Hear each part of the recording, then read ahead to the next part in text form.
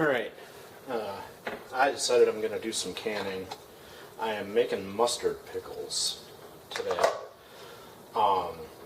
There are a lot of opinions about how to do this. The recipe I use for this pickle has you brine everything the day before. People have opinions about whether or not this helps vegetables stay, or especially the cucumbers, stay crispy while you pickle. I like to do it because that helps me split the big project of making a bunch of pickles and canning them into 2 days. So if I can get started on brining the day before, then I'll make sure that I get the pickles finished the next day. So this is cauliflower and cucumbers and some onion in a bunch of salt and water, like a cup of salt for all this water. But I gotta rinse them, and then we'll mix our spice and pickle together, and then get them canned.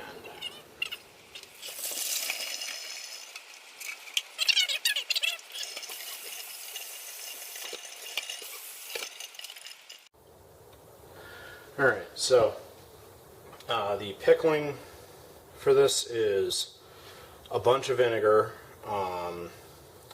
The amount of vegetables I have is 6 cups of vinegar, sugar, some flour to thicken the mustard sauce, and then a spice mix that's a bunch of dried mustard, turmeric, mostly for color, and some celery seeds.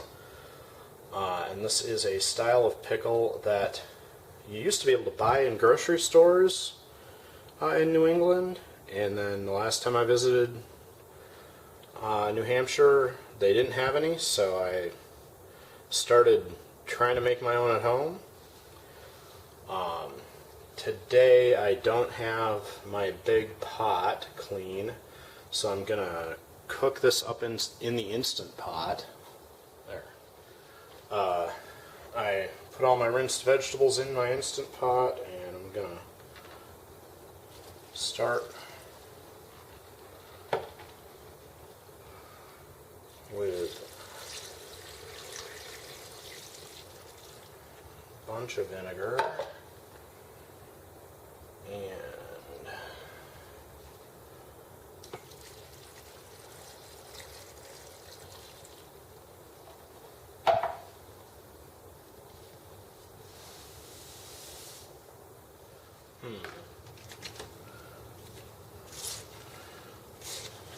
So the important part about this is to make sure that you've got enough liquid to cover the vegetables, and I am not even close here, so I need to continue measuring vinegar until I get that covered, and then add sugar and measure out more spices until I'm done. When you make a pickle, especially for canning, the thing that keeps it safe to eat is the acid and the sugar in the recipe, combined with the heat of the canning process to prevent bacteria from growing. So if you don't make it acidic and sweet enough to keep the bad bacteria from growing, that's how you end up with especially botulism. The reason you can't give honey to babies is because honey has botulism in it, but it's pure sugar, so it so it stops the botulism from growing when it's in the honey. And then when you mix it into other stuff like honey sweeten a beverage, the botulism can come back to life. And babies' immune systems aren't prepared to kill the botulism before it gets out of hand. Whereas most normal adults, home canning is safe because we can keep those bacteria levels low. The other warning about this is I'm talking about doing my ratios right. There's a ton of science on home canning done by universities all across the United States and around the world. And make sure you're following a recipe based on their proportions, because they did the science to get all the acid and sugar right. If you strike out on your own, you can change the spice levels usually, but don't mess with the sugar and acid, because that's the formula that's keeping it so that canning it will be safe. But I need to go get more vinegar and then measure more ingredients. Alright, well, I needed 4 more cups of vinegar for a total of 10 cups.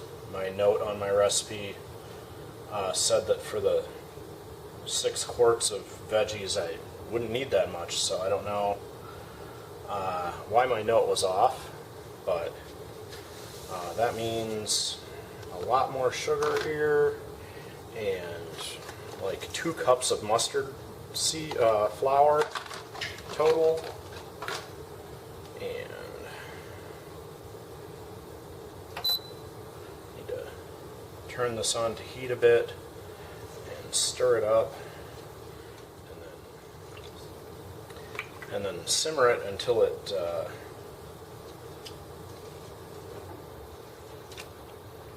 looks to be the right thickness and is very hot, and then I get to can this. So I am going to have to look up the recipe, because I copied it over and made notes for the last time I used it, but I don't remember where I got it from, and I'm not gonna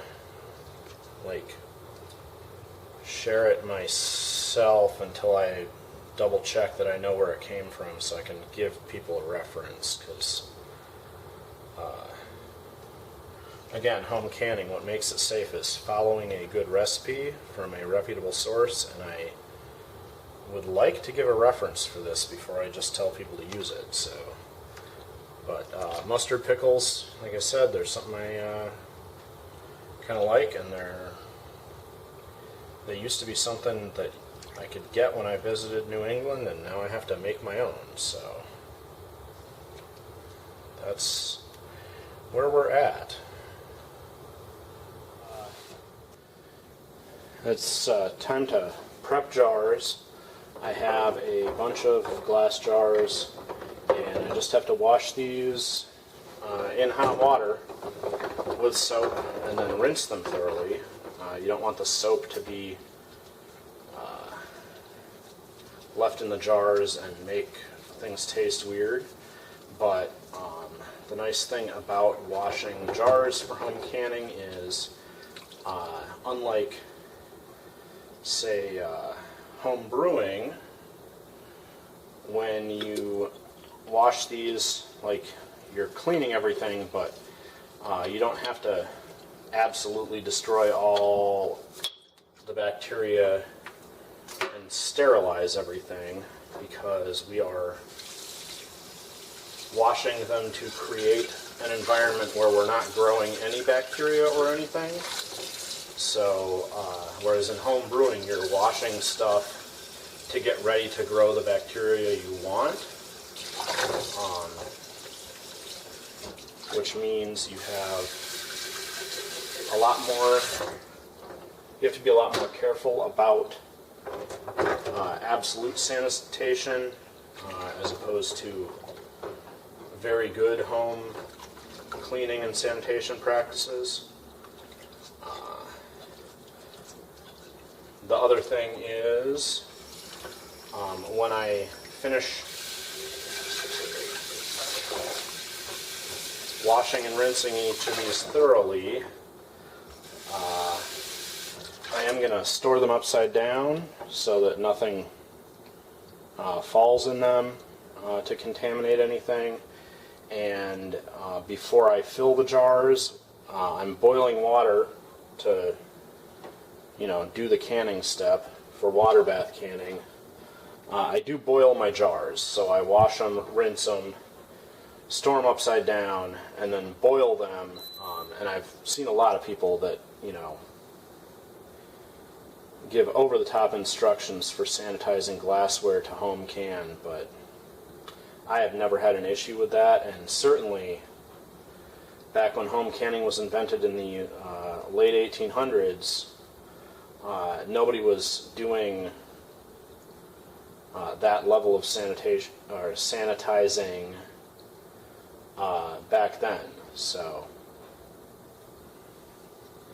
and I should say glass home canning with the rubber seals and everything, because home canning and preserving, of course, is many, many hundreds, even thousands of years old. All right. Time to jar up the pickles here, and this sauce has thickened quite a bit. The pickles went in first, or got started first, and I've been boiling them for quite a while to thicken up. I am going to grab some cloves of garlic and toss fresh garlic in the bottom of each of these jars, so there'll be a surprise in the bottom when they're done. There, fistful of peeled garlic, and then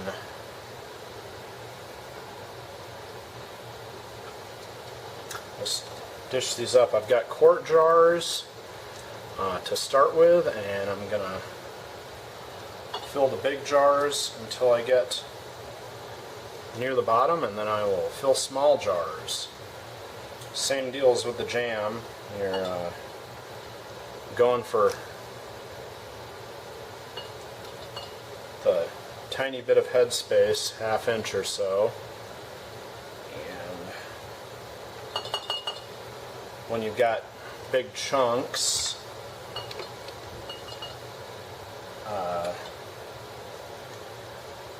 let me see if I can show more clearly the filling. So let me move the camera. Filling the pickles, because they've got big chunks in them, that can create air spaces, so you have to work to get all the stuff to go into the jar to begin with, and then once you get close to the top, you need to double check for air bubbles down the side, and I can see there's an air bubble right there. So I'm going to grab a chopstick and use that to poke down the side and get that air bubble to come out before we can. Alright, got my chopstick, and it's a disposable one, so I'm just going to run down the whole side where that bubble was and just gently stir back and forth along the side there. Same thing for the next jar, to make sure that we're letting any of the big bubbles we see get out near the top, because each bubble we trap is another chance for there to be air and oxygen trapped in there. So I'll finish filling these and then we'll get them canned. Well, I water bath canned the pickles for 15 minutes because they're quart jars. You need to can them for a little bit longer because they're bigger jars.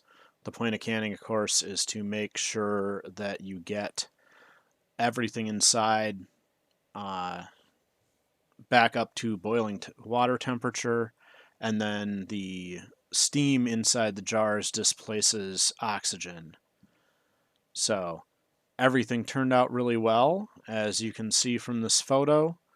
When I went to do the canning for the pickles here, it was getting busy in my house, and I couldn't record because there was too much background noise. But I checked all the tops, and it seems that all my jars sealed properly and have dimpled down, so I'm real excited about that. And all of the pickles will be extra tasty in probably 3 to 4 weeks after they've had a chance to age in the cans.